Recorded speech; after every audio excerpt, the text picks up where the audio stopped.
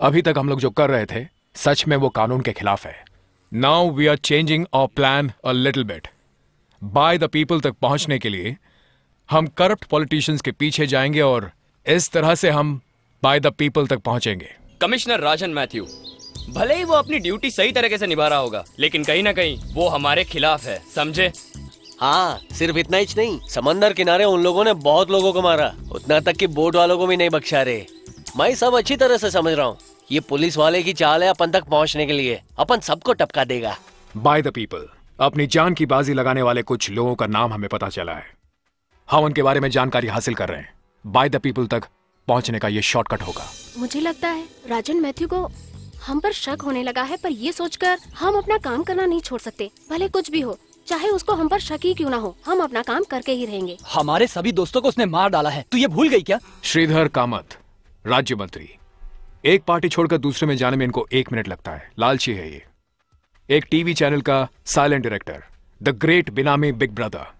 पिछले दिनों की घटनाओं पर बाय द पीपल पर कड़ा रुख अपनाया था इन्होंने। सोचने वाली बात यह है, बाय द पीपल पर इतना गुस्सा क्यों? मल्ली, पिछली बार मौत की घटना में मिस्टर राजन मैथ्यू ने फॉर द पीपल के सारे लोगों को अरेस्ट किया था, लेकिन अब वो हमें पकड़ने की कोशिश कर रहे हैं। मल्ली, पर जो भी हो, वो देश के दुश्मन की ही मदद कर रहे हैं, और इसका मतलब वो हमारे दुश्मनों की ही मदद कर रहे हैं।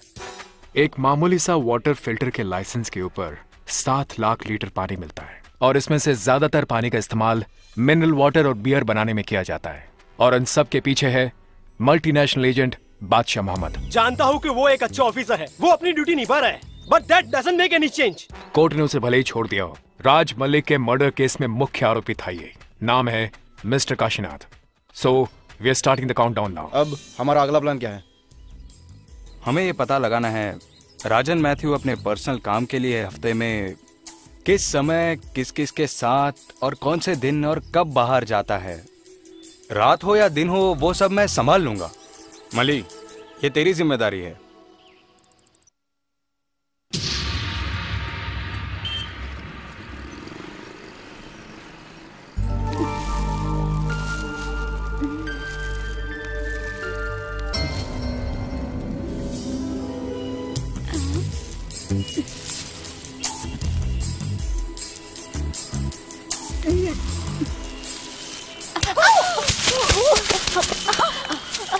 अंधे हो क्या? दिखाई नहीं देता? मेरे सर पे सामान है, तुमको देखना चाहिए। मैं मदद करती हूँ। मैं उठा कर देती हूँ ना। नहीं, रहने दो, मैं ले लूंगी।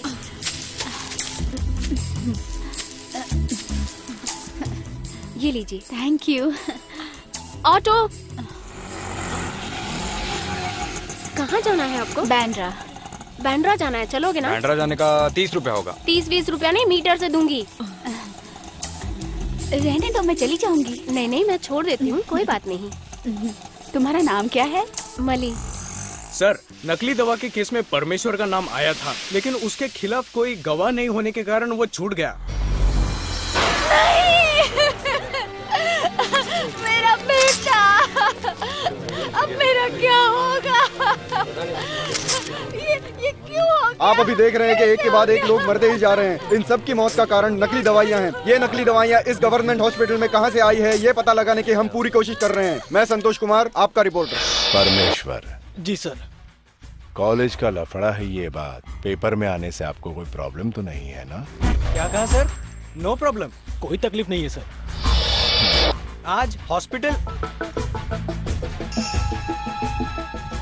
अभी जो सीडी आई है उसे रिले मत करो, उसे बदल दो। नई न्यूज उसकी बदल दो। नहीं! नकली दवाइयों की वजह से इस अस्पताल में कई लोगों की मौत हो गई है और डॉक्टर भी इसका कोई जवाब नहीं दे पा रहे हैं। परमेश्वर का नाम एक और केस के साथ जुड़ा हुआ है। सुनने में आता है कि उन्होंने किसी लड़की को किडनैप करके अपने प्राइवेट गेस्ट हाउस में ले गए थे, लेकिन फिर एक बार कोई सबूत न मिलने के कारण उनके खिलाफ कोई कुछ नहीं कर पाया है।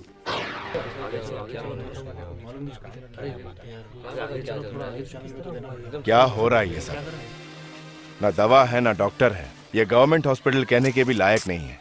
नकली दवा से मरने वाले सारे लोगों को मैं अपनी तरफ से मदद करूंगा और मैं उनके परिवार को भी पालूंगा। Okay officers, you done a splendid job. मुझे आप लोगों को जो बताना था वो मैं बता चुका हूं। मुझे मिली इंफॉर्मेशन के मुताबिक शक की सुई परमेश्वर पर जाती है। परमेश्वर, संत राम परमेश्वर, the well known political pressurizer. लाखों करोड़ों की आबादी में से जो 60% लोग ये स्पेशल अखबार पढ़ते हैं वो सब के सब इन पर विश्वास करते हैं। उनमें बूढ़े भी हैं और बुद्धिजीवी भी। मुंबई न्यूज चैनल में 76% की भागीदारी है इनकी। वैसे देखा जाए तो किसी और स्टेट के अंदर प्रेस और चैनल चलाने की इजाजत नहीं है, लेकिन इनको खास रियायत दी हुई है। इस राज्य में ऐसे बहुत से लोग हैं जो इनको अपना अन्नदाता मानते हैं। कोला कंपनी को पानी ये सप्लाई करते हैं और उससे 1 घंटे में करोड़ों रुपए कमाते हैं। इतना ही नहीं, कोला कंपनी की करोड़ों रुपए की पब्लिसिटी इन्हीं के चैनल पर होती है। इनकी आमदनी का बड़ा हिस्सा फॉरेन करेंसी में होता है।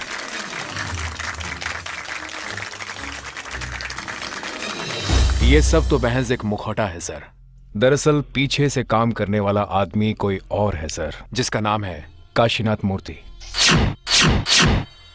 संत राम परमेश्वर वो हैं जो काशीनाथ जी को वो सारी सुख सुविधाएं देता है। दर्जनों गाड़ियां, 5 सितारा होटल में ऐश, विदेश में वो जब मन चाहे आ जा सकता है। काशीनाथ ये सब परमेश्वर को यूं ही नहीं देता है, क्योंकि काशीनाथ के एक इशारे पर लाखों वोट उनको मिल जाते हैं, जिसके बदौलत वो राज कर सकते हैं, बेझिझक और अपनी मनमानी।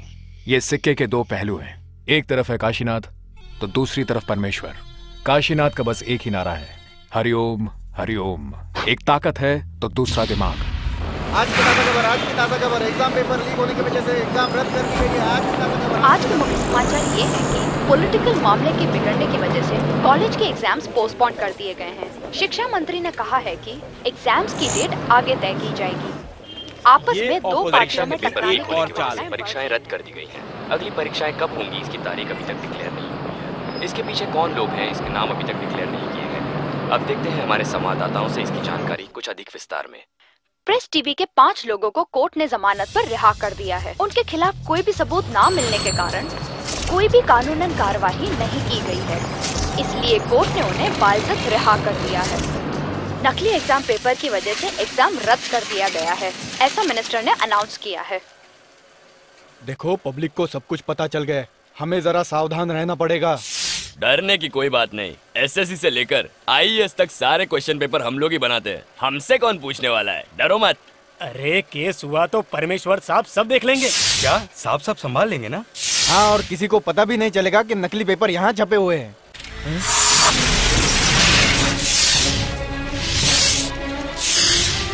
अरे कोई बचाओ, मारो मारो, छोड़ना मत किसी को भी, मार डालो सबको, मारो।